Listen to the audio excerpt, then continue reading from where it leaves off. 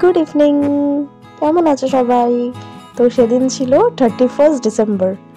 তো বছরের শেষ দিন আমি, মা, ভাই আর বোন 4 জন মিলে বেরিয়ে পড়েছিলাম কোয়েস্ট ফল যাবো বলে।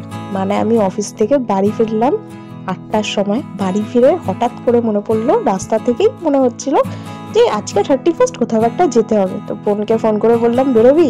বললো হ্যাঁ বেরোবো। ভাইকে ফোন করে বললাম বেরোবি? বললো বেরোবো। তো বাড়ি গিয়ে তারপর মাকেও নিয়ে নিলাম, 4 জন মিলে চলে গেলাম কোয়েস্ট ফলে।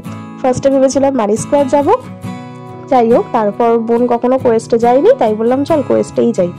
কোয়েস্টে গিয়ে একটু রিলস বানিয়ে নিচ্ছিলাম, একটু হাঁটা চলা, আর এত সুন্দর লাগছিল জায়গাটা। তারপর ওপরে খেতে গেছিলাম, বাট একটাও রেস্টুরেন্টের জায়গা ছিল না।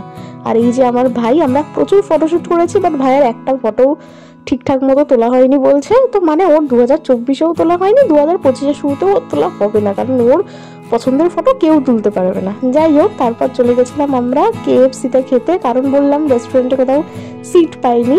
তো KFC-তে আমরা নিয়েছিলাম এই একটা চিকেন পপকর্ন, সাথে এই ফ্রাইস, আর একটা কি রেড চিকেন নিয়েছিলাম পরে, যেটা আমি ফার্স্ট টাইম খেলাম। তবে হ্যাঁ খুব ভালো লাগছিল খেতে।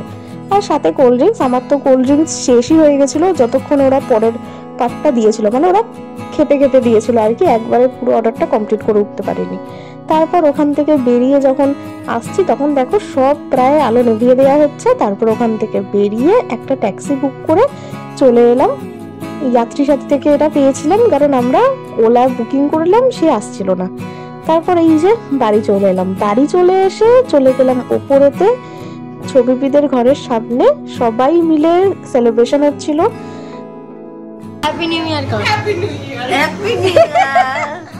তারপর সবাই একটু একসাথে নাচানাচি করে নিলাম।